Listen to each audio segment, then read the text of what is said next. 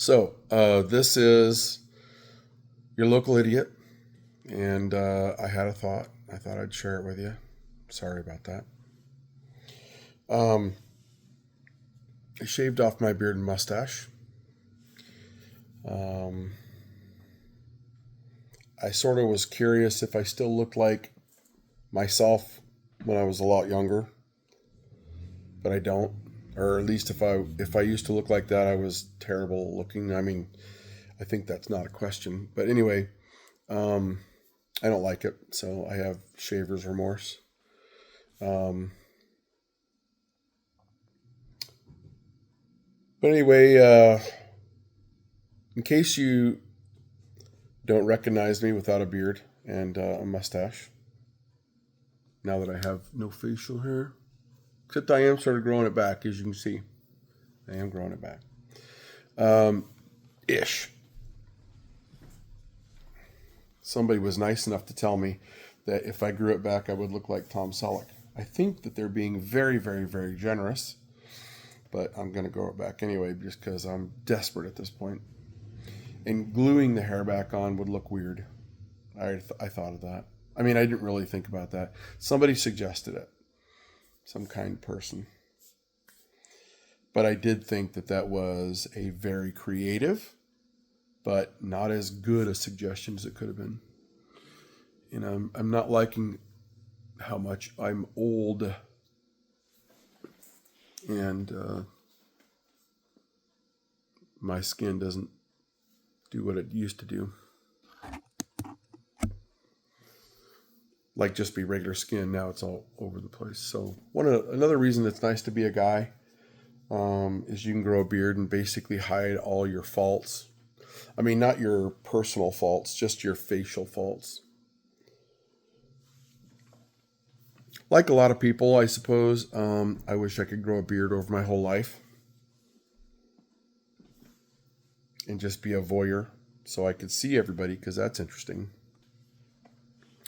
But do I really want them to see me? That's the question. So maybe I should have no glasses on. I don't know. I don't like how my glasses reflect the light. I had eye surgery, so I see really good far off now. They fixed my eyes. I used to have an astigmatism, so I couldn't see far off really well. But I could see up close no problem. But then as I got older, like when I was 42, a doctor said that I had to have bifocals, which I thought that was pretty crazy because I thought bifocals were just like for really old people or librarians or whatever, but I'm none of those. But I like to read, and so I have to have a way to see up close. I had that for a long time, but then I got eye surgery, and they replaced the lenses inside my eyes. That seems crazy. And it was terrifying. But I allowed it. I overcame the fear. Now I can see like an eagle far off, which is hilarious because when I was in the military, I had astigmatism. And so back then, the rifles that everybody used didn't have like scopes on them or optics that they call now. Even though they look very short, they still have a magnifying effect. But back then they did not. They had what they called iron sights. So if you had a distance seeing problem, you typically were a bad shot because everything far away would be blurry. Except magically, out of 85 men in my platoon in basic training, I fired as an expert, which means that out of whatever 40 shots in the test, I only missed two of them. And those two were because of my weapon jamming. And I fixed it and then fired. So the idea is the targets that you were shooting at were only up for 3 seconds. And so if in that 3 seconds you didn't figure out how to hit them, and you only had so many bullets, so you couldn't waste your bullets, every one had to count. If you couldn't figure out how to get them in within 3 seconds, the target would fall back down because they would pop up and then they would fall back down. And it was kind of messed up too because they were in woods and they're a silhouette of a person, but they were green, so you couldn't see them very good. I guess that mimics the military pretty well, but or Bigfoot. But in that time, out of 85 people, only 2 of us fired expert. The rest of the people were just lame. And I had really bad eyes. And so when I was looking at the really far off targets, they were blurry. And so I just guessed. And I guessed right that often, which was kind of cool. I was only 17 at the time when I got into the military. When I went to basic. It's not even in the morning. It's later in the day than the morning time. But I have a giant cup of coffee.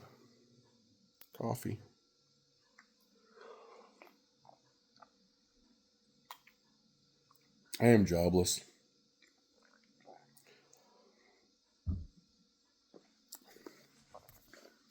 Not because I'm desperately searching, even though I am searching.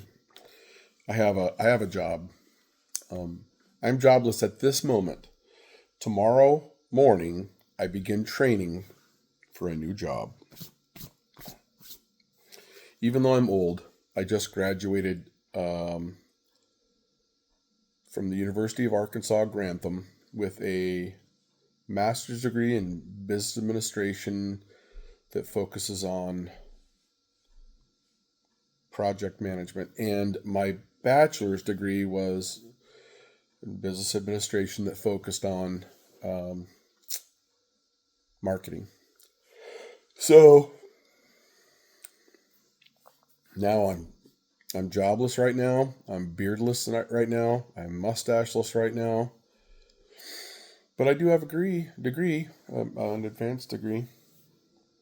I mean, really, even high school diploma is an advanced degree. If you think about it, it's advanced over kindergarten. And then I advanced several times since then. I got a bachelor's degree, which took 4 years. That was an advancement. And then I got a master's degree. So that was an advancement. I'm so advanced, it's not even crazy. I mean, it is crazy. It's not even insane. It's not even funny is what I meant. I mixed what I was saying. So now you guys understand how I term myself the local idiot. To somebody, not to you necessarily, if you live in my town, I am your local idiot. But if you don't live in my town, sorry, you have to have your own. You probably do. When I was younger, we had a guy. His name was Jim. He rode a bicycle, like a 3-wheeled bicycle, and he collected cans. And I'm not going to call him an idiot because that's not nice. And maybe he was actually the wisest of all of us because he had his own business, if you think about it. I mean, how did any business ever start? Maybe in the beginning, they were collecting cans on a bicycle with 3 wheels. Yeah, I don't know. I have a business now that I've started, but it's still kind of on pause in the startup phase. It's called Sunshine Home Cleaners LLC, and it's in a pause right now. Not a hiatus, a pause. And yeah, look, I didn't even do my hair or nothing. It's not morning time anymore though. It's basically just after morning. I have cats, in case you didn't know. That is Ginger Billy. I stole his name, or borrowed it actually, because I think I can't steal it. I borrowed it from a man who is a comedian, and he lives in one of the Carolinas, and he has a big red beard, and his name is Ginger Billy. That's what he calls himself. My guess his name is really actually William. If not, it'd be weird for him to have called himself Ginger Billy. He could have called himself Ginger Trevor or something. But anyway, I want you to picture me like this. It makes more sense. Do I look better? With imagine my hand is hair. Now I can't bend my finger around to do a mustache because that would hurt.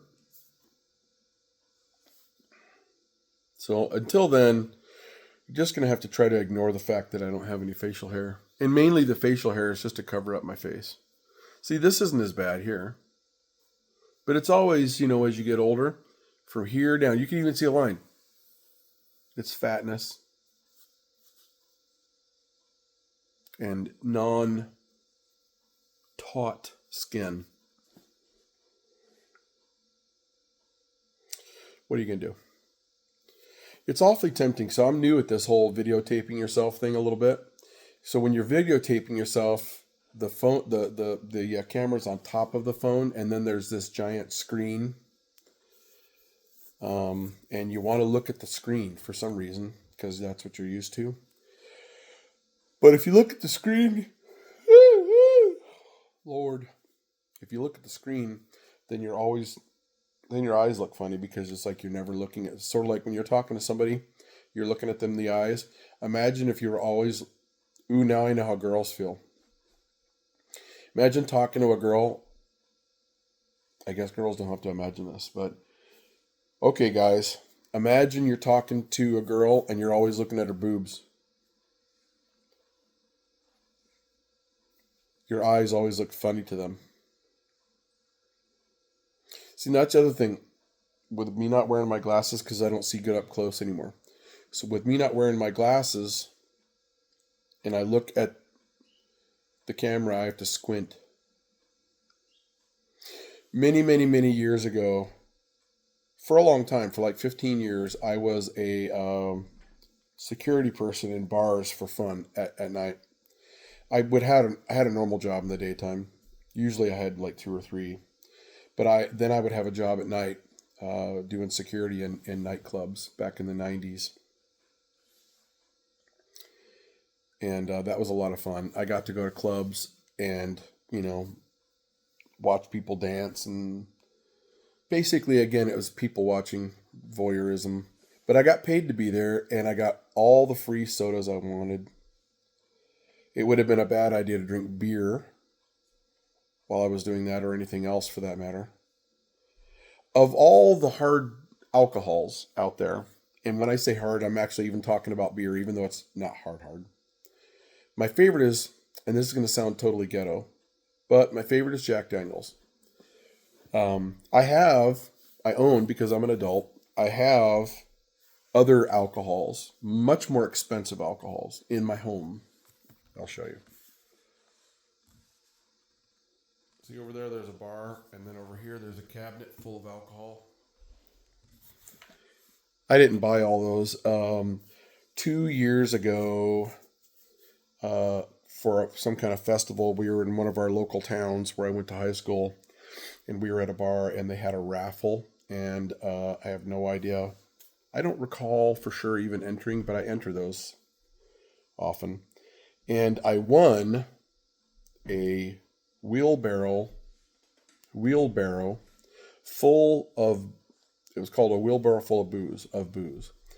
And there were tons and tons of bottles of stuff in there. And most of them I had never even heard of before because they were whatever the bar didn't want to use anymore, I guess. And so I probably spent very little money on this. And then I got like, I don't know, $2,000 worth of alcohol. No beer, just harder alcohols. A variety. Like there probably was at least 10 different vodkas. Because maybe one or two of them was regular vodka and the rest of them were all flavored vodkas. Those are mostly what's in that cabinet because I don't much like flavored vodkas. And some of them are flavored how would you ever market ass flavored vodka? I don't know, but they figured it out. Bottom line is if you bottle it and put it on a shelf with a price on it, people will buy it. You could sell, well, there is banana flavored vodka over there. That I do know. But you could sell hairy nut flavored vodka, people will buy it. As long as it's in a bottle with a label. It could probably even have a label with a picture, like a hand-drawn picture of hairy nuts, they would probably sell. I mean, there's drinks out there like Dead Man. One's called Dead Man Ale. And it's got a picture of a carcass on the front of it with like little crosses in his eyes. And there's also like Death Waters. They're fizzy water is all they are, but they're called Dead Man sodas, I think, or Death sodas, something like that. Death sodas, yeah. I love them actually, but I think people buy them because of their reference to the dead, and that it basically in the back of your head you're thinking, maybe it's poison, maybe it's not. It's like people love to gamble. That's why I've jumped out of airplanes, and that's why people do that kind of stuff. Not everybody does that kind of stuff. My wife would never do that. She's smart. But I've done that many times. And I mean, I used to scuba dive. My wife, again, would never scuba dive. She's told me that many times. I think she feels like she's never going to come back up. But I mean, scuba diving is made so that you will come back up, I mean, there's the whole going down and never coming back up, which is called drowning. And then there's scuba diving, making bubbles in there so fish can run away from you. So you can't grab them, I guess. And pickpocket them. There's Ginger Billy going upstairs. See you later, buddy. My house is really, really messy. It's a very old house. It was built in 1907. And today is 2025. And so that was a very long time ago. Over 100 years. I think the people that built this house must have had more money than me. Either that or houses were exceedingly inexpensive back then. Maybe they even did it the same way I did by going to a bank. I don't know. You never know. I guess I'll put my glasses back on. Hey, I can see now. Even though it looks really weird. I have lots of different glasses I could wear, but they're not prescription glasses. Some of them are sunglasses, and some of them aren't. They're just very strange. I'm not obsessed with glasses. It's just that sometimes when I'm out someplace and they have things for sale like hats, which I don't very often wear hats, especially the ones that I buy, or glasses. I'll show you some of my collection.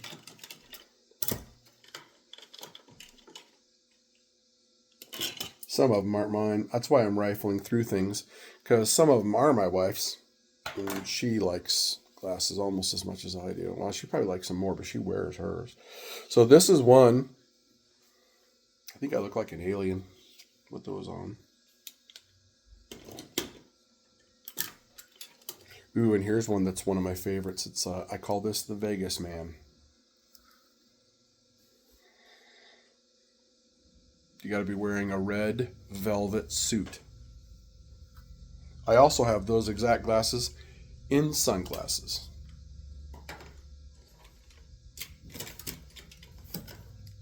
I don't know. There's all kinds of glasses in here. I'm not going to show them all to you because that would get rid of the mystery. The mystery that makes me mysterious. I'm going to stop rifling through that. You never know what I'm going to find in there. I'll just wear my glasses. Even though they do reflect weirdly. Hi, Ginger Billy. He came back down. He got bored up there. So I'm going to show you my house. But it is not that great because it's hella dirty. But I don't care. What are you going to do? Kill me? I'll start right there. What is this that's in my way? Oh, that's my... I'll do it this other way. I have a gimbal that I'm holding, and my gimbal is in my way. So I'll just turn it around. There's two totes that were in my van. I have a van conversion that I used for a business trip. And those two chairs, the blue ones, are the finest chairs ever. I bought them at Costco in like Cincinnati or something like that. and stairs. I've done a lot of work to the house. I recently removed handrails that were on the stairs, and so you can tell I need to fix the walls. And I was planning on selling this house months ago, and so I packed everything up. There's nothing on the walls hardly. And it's all in boxes downstairs in my basement, but now I think I'm going to unpack it all, and we're going to keep the house. Oh, here, I'll show you more house. You see this floor? This used to be totally different. And I totally redid this floor myself personally, and it looked beautiful. And then months after I redid this floor, because I not only stained it, sanded it, stained it, then I varnished it. But this floor is on a very, very old house, and it moves apparently, and eventually it made all the varnish peel. I should have just stained it or something and then waxed it, I guess. But here's that booze. A bunch of it. I could open this cabinet with a door. And then you can see there's so much dumb stuff in there. There used to be way more. We gave most of it away by far. You can't live in there, Ginger Billy. I gotta close that. Oh, hi, Gracie. And this is Gracie. Hi, Gracie. I know. Looks like I'm holding something like a weapon at you or something. But I'm not. And there's some more of the booze. Again, filthy. I have filth all over my stuff. It's a nice old buffet. But anyway. Booze. I have to say, though, Jack Daniels is my favorite flavor. And, house. I bought this table. It's a very sturdy table. I think I could park a car on it. But I bought it and then refinished it, and it only cost $75 besides all the work. That's my back porch and my pool and the jungle in my backyard. That's actually, it's a plant that I plant for food. It's called Jerusalem artichoke. And pretty soon I'll be able to harvest it. It's like potatoes almost. And see the backsplash? I installed that. I also installed this countertop here and that sink and that faucet. These upper cabinets, right here, they used to have doors like the lower ones, but that was from the 40s. And so we got rid of the doors because it would look more stylish, I think. And the upper shelf, this house used to be my mom's, and I bought it from her for $60,000, which was well below market value, but that's what she owed on it at the time. And she had a zillion teapots up there. I still have some teapots up there that we actually use, except for the Japanese ones. I've never used any of those ones right there, but you never know if I will. I might. And tea, which they kind of sort of go along with the teapots. And this bathroom right here used to be a closet, not in this room. And that pantry right there, I built all that. I'm going to come in here and I'll show you what I'm talking about, the closet. This wall right here used to have a door right there, and that's where people hung their coats since 1907. Very old coats. Things that were wool, I'm guessing now, are not. Anyway, that's my house. Ginger Billy, what you doing, buddy? He's a mischievous kid. I did not want Mr. Ginger Billy because I wanted a maximum of 2 cats. I have another cat here named Frankie, and he's like 15 years old, just 15 and some months. I don't know how old he's going to get, but he's getting up there. And now Ginger Billy is beating up Gracie.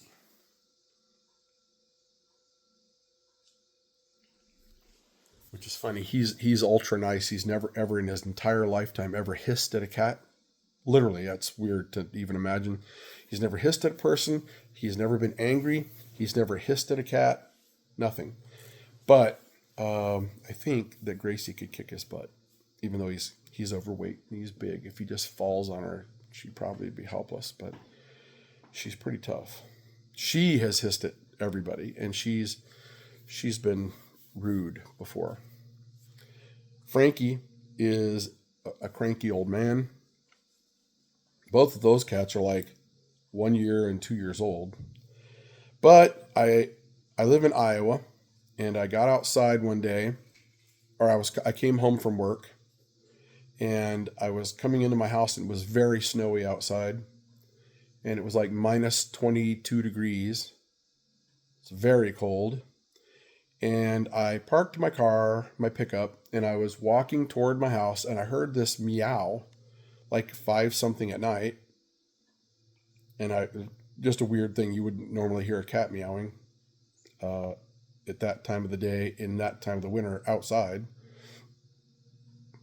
And I was concerned about it, because anything that would be outside around that time wouldn't live long. So I kind of went toward the sound, listening for it and stuff.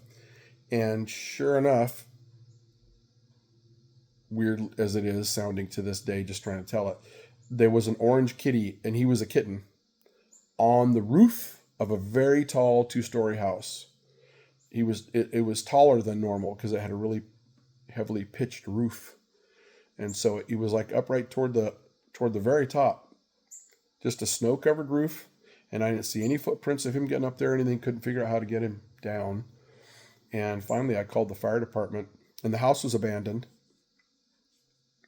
closed up, and abandoned, like nobody lived there anymore.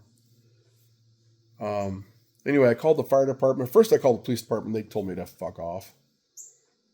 Called the fire department, and I have a friend that was the assistant chief.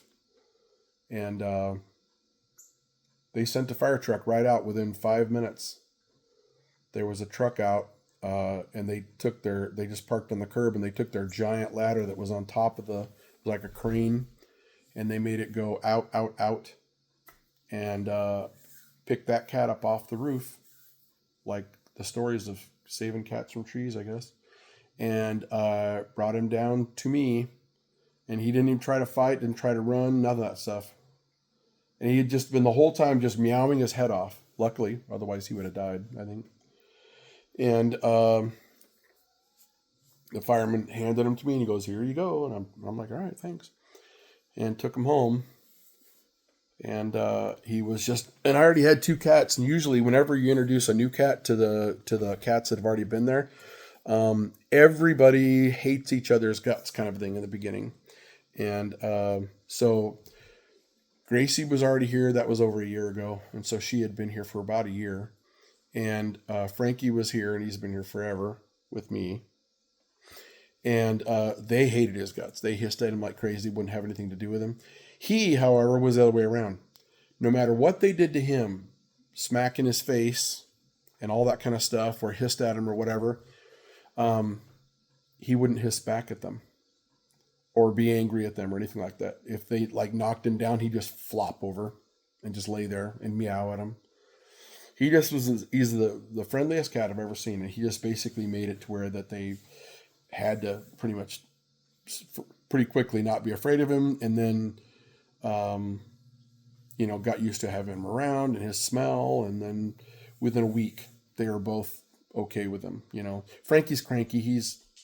That rhymed. Frankie's cranky. But he's annoyed by both of the younger cats, but he does actually spend time playing with them because I guess he can't help it. But Gracie, within a week or so, was totally okay with him, sniffing his face and all that kind of stuff. And now they cuddle and wrestle and stuff all the time. So we have 3 cats.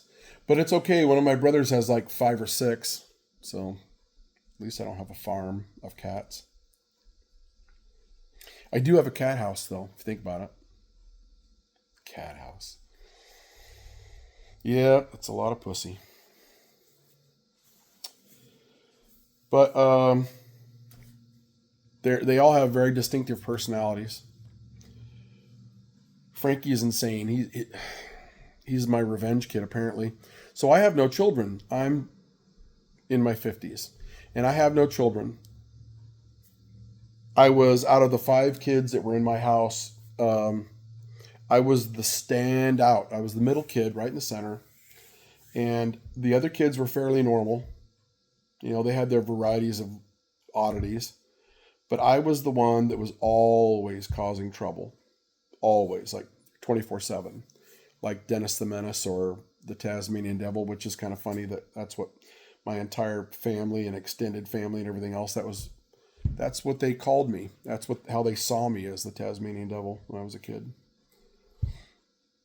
Because if it was breakable, that was me. That was my job to break it. And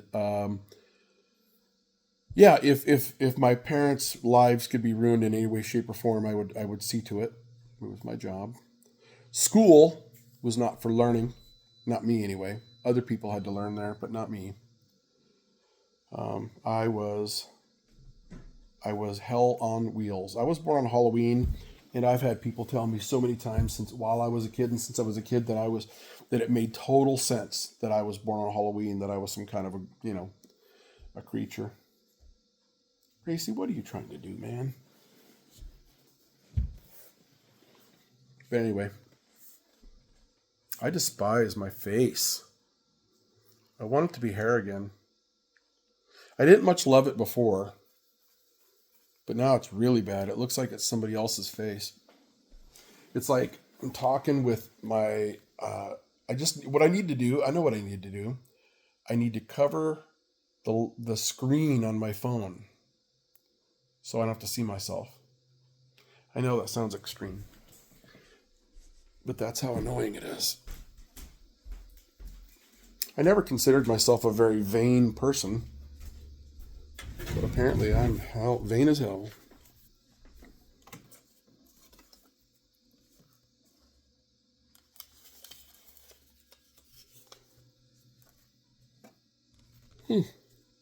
I figured out something.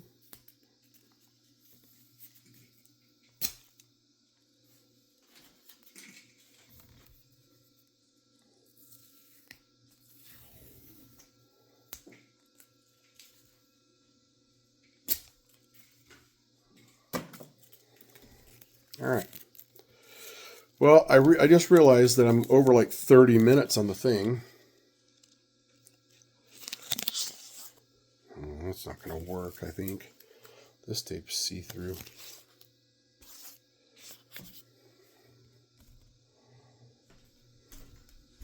I put blue masking tape on my phone, but it's sadly not going to do the job, regardless of what my wishes are. Now I'm looking on top of my fridge because you never know what's up there. Sometimes you find dead people that you forgot were there. Jimmy Hoffa kind of thing. Nope, no dead people. I felt around up there, not tall enough. My refrigerator is the height of my head. Like, I'm 6 feet, it's 6 feet. But my hands could not find any other devices that would be less see-through. Ooh, I just figured something out, though. On my, I don't know if you are privy to the fact that I just had a business trip not long ago. Some people here might be. But on my business trip that I went from Iowa to Oregon, the Oregon coast, and Eugene, Oregon. So that was basically the thing. I am starting a business, and I was looking at starting it out there because I like that market specifically for the business, the beginning of the business at least.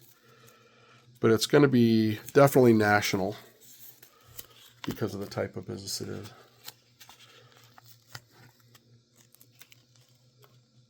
All right, I think maybe this might work. Ooh, that might work. Ish. It's all right. Ish is all it has to do, really. All right, fine. Now I can't see that, so maybe I'm more likely to look at the camera. And did you see my bicycle? Yeah. It's only in here because I blew a back tire, and I'm waiting till I get paid in a couple days, and then I'm going to buy a tube. And as soon as I put that in, I'm going to put it I'm not going to probably put it in the garage. I'm going to put it down in the basement or something because I don't want it to have to be cold over the winter. But anyway, I'm probably not even going to be here in the wintertime because my wife got a promotion at work, and it's a totally different job. And it's going to be at different places around the country. She's an apartment complex manager, and they're going to send her to places that are underperforming. I think I might have to wear my glasses now. Because now I'm not trying to look at my face. But anyway, they're going to send her to properties that are underperforming around the country that work, for the same company. And then she'll fix them because she's a smarty pants. She has 2 master's degrees. I only have 1. But that, if you know her and I, you'll know that totally makes sense because she's definitely the smart one. And I'm the, not as smart. I have smart things about me. But I could write a book on the dumb things I've done in my lifetime. Actually, I could write 2 simultaneous books. And they might overlap in some spots. But like every page would be just dedicated to either stupid decisions I've made in my lifetime or times when I should have died but somehow miraculously lived. And very often, like I say, the stupid decisions were also why I almost died. So that's why I say there'd be some overlap. But not every stupid decision wound up in me almost dying, As a for instance, when I was in basic training in the military, and I was at Fort Leonard Wood, Missouri, and there were 85 guys in my platoon. I was the youngest because I was only 17. I was in part of the delayed entry program, so I was in the 11th grade. I just got out of the 11th grade in high school, and then that summer I went to basic training, and then I had to come home and finish my senior year of high school, and then after that I left for AIT. And so in basic I was at Fort Leonard Wood, Missouri, just after 11th grade. And I was the youngest guy in our platoon because of that. And there was a guy as old as 34. We thought he was going to die every day. That's as old as you can actually be in the Army and basic training, if I remember right. And the next guy down from him was 25, and everybody else after that was anywhere from 25 to like 18, and then there was me. But me and one other guy, it's kind of funny, there was two people, and it wasn't the same 2 people, but me and one other guy shot expert, and everybody else, there's 3 other levels. There's 3 levels total, and that was the highest level. And then me and another guy were offered an opportunity for a full ride scholarship. Basically, it's kind of like, it's not, you don't really pay. You have to be accepted or not accepted, but to West Point, which is the U.S. Army's officer cadet training college. It's our university, and it's the oldest military university in America. It was around since before the Revolutionary War. And so anyway, I was offered that and I was a moron kid. And my response to that, I actually kind of really resent the drill sergeants for not straightening me out on that. But my response to it proves that I was a moron. So after, I don't know, every basic training platoon has an officer cadet. And so they're an officer in training. And so they're not quite to the level of a second lieutenant or butter bar, otherwise known as, but they're learning how to lead. And so they're following around a basic training platoon. And when the drill sergeants are marching everybody and stuff like this, they're sometimes have that officer cadet do it. And anyway, basically for whatever the inconvenience to the platoon of having an officer cadet follow them around for 2 months, the cadet is allowed to offer 2 privates in the platoon an opportunity to go to West Point. I don't know what the criteria is or how they decide or anything like that. But and I had never heard of this before. Nobody warned me about it or anything like that. But I was one, and another guy was one, and I can't even remember what week it was. Maybe week 5 out of 8. And anyway, they called me down to the office, and I thought I was in trouble. I showed up down there, and it was just this officer cadet who usually wasn't the center of any kind of attention. And I think it was just 2 of the drill sergeants. We had 3, but there was just 2 of the drill sergeants there that day because I think maybe the other guy was asleep or something. But anyway, and the officer cadet said, and I stood there at attention from him, and he said that he wanted to offer me the opportunity to go to West Point, which, believe me, was just as far from my mind as it. I mean, it would have been like saying they offered me the opportunity to become an astronaut. I mean, it would have been that literally right there would have made more sense to me, the astronaut one, than them offering me the opportunity to go to West Point and become an officer. Because there's other ways to become an officer besides West Point. That's the most prestigious way. And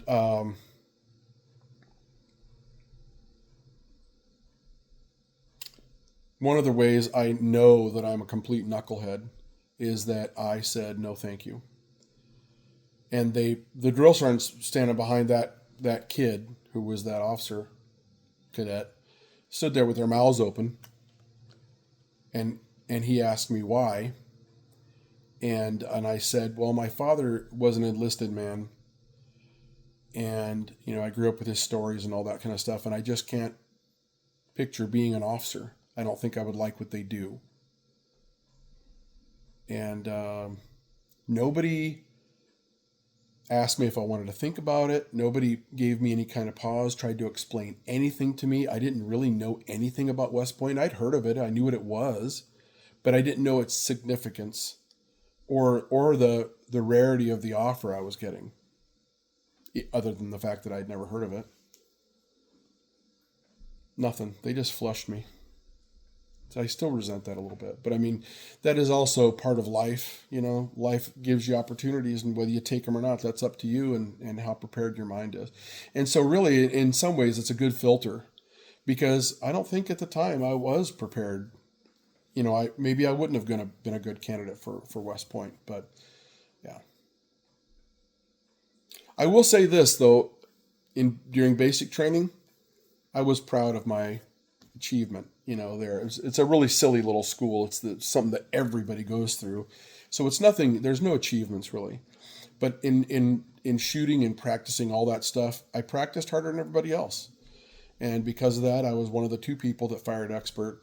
And when I declined the West Point thing, they didn't give it to somebody else. They were only offering it to 2 people, and if both people declined, then nobody got it. I still to this day don't know if the other kid took it. I was too wrapped up in my own stupid shit. But it was funny. The next opportunity I had, this is in the 80s. And so next time I had to talk to my family was, where like on a weekend, we all got to go to a bunch of payphones and call our families if we wanted to.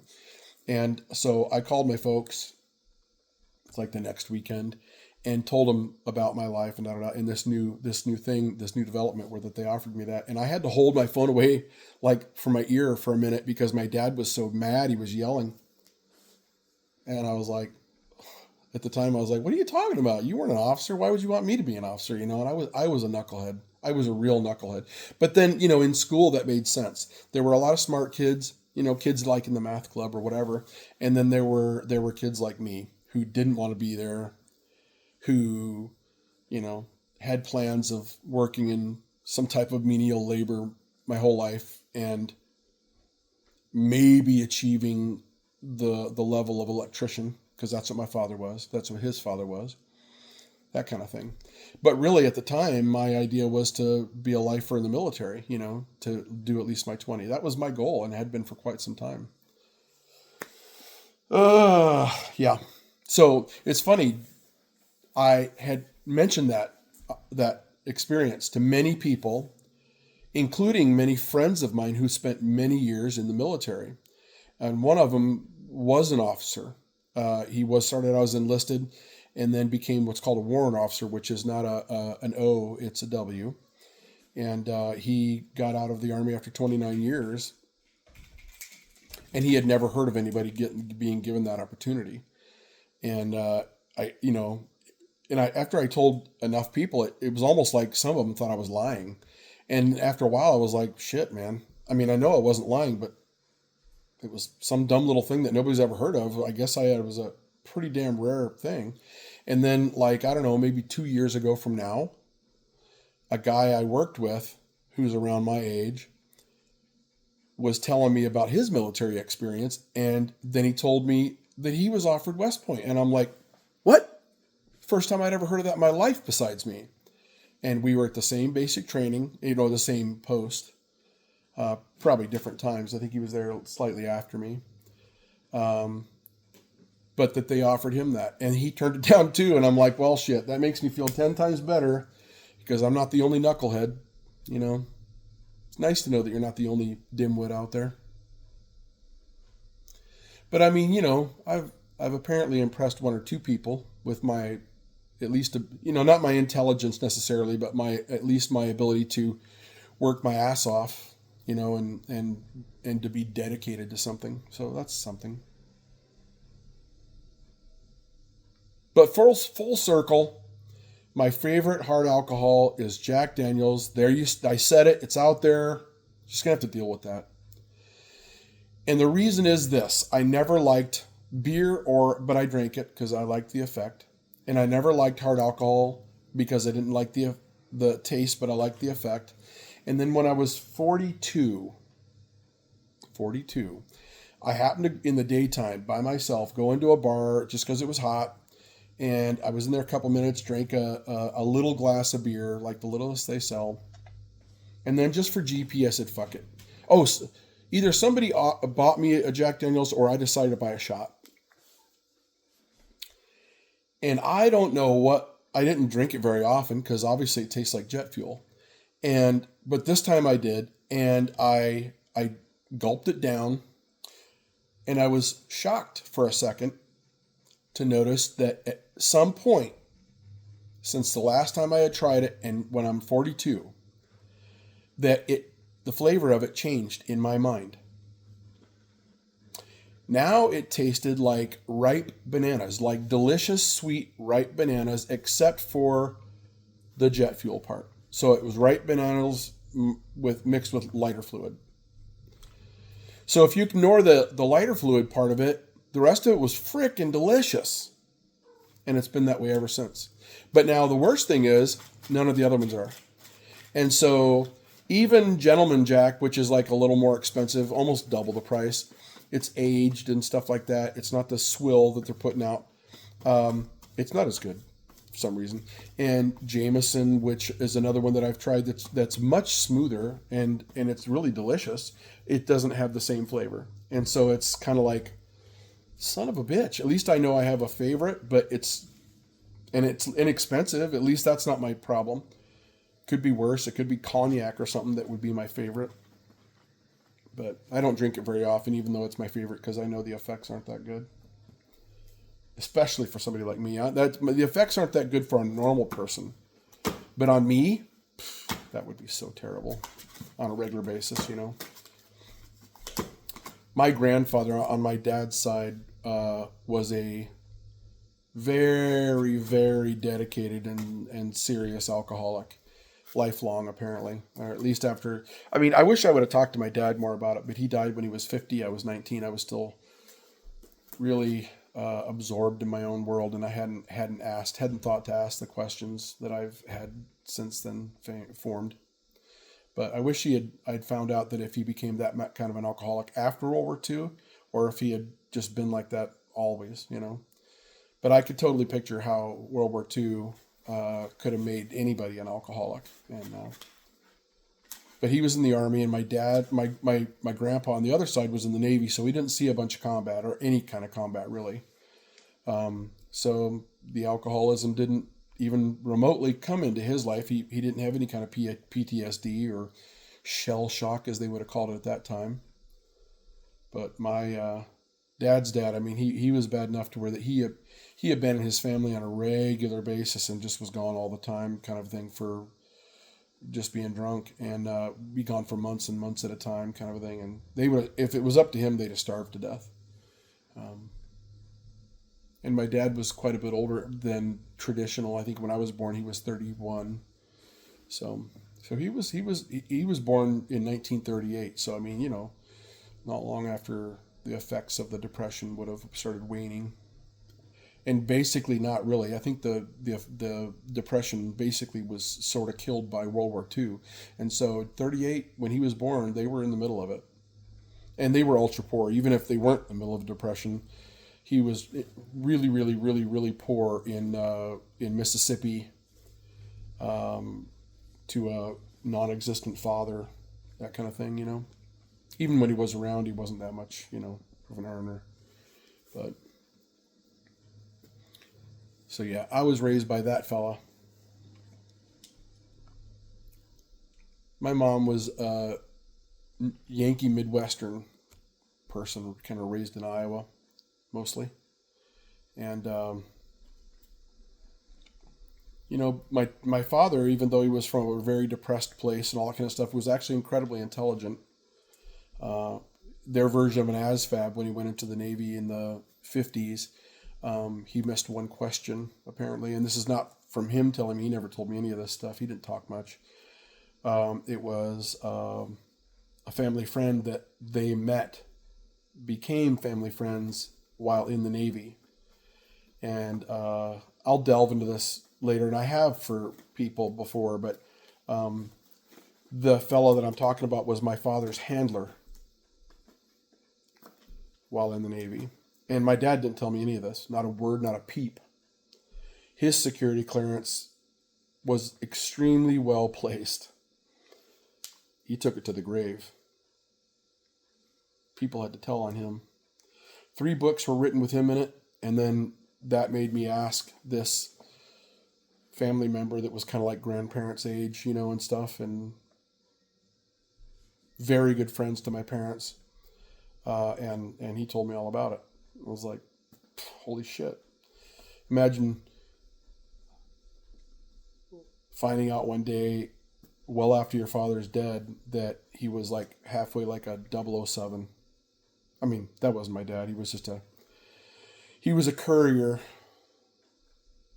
but very, very high level security, like higher than mine. And mine was top secret, compartmental, segmented information. So TSSCI. It's been a long time since I've had to say that. Anyway, but anyway, hey, Jack Daniels, try it. Ripe bananas.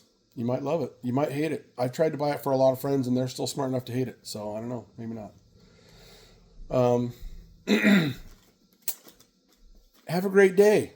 I'll talk to you later. You've been warned. If you see my face, run. Turn it off quick as you can. Bye.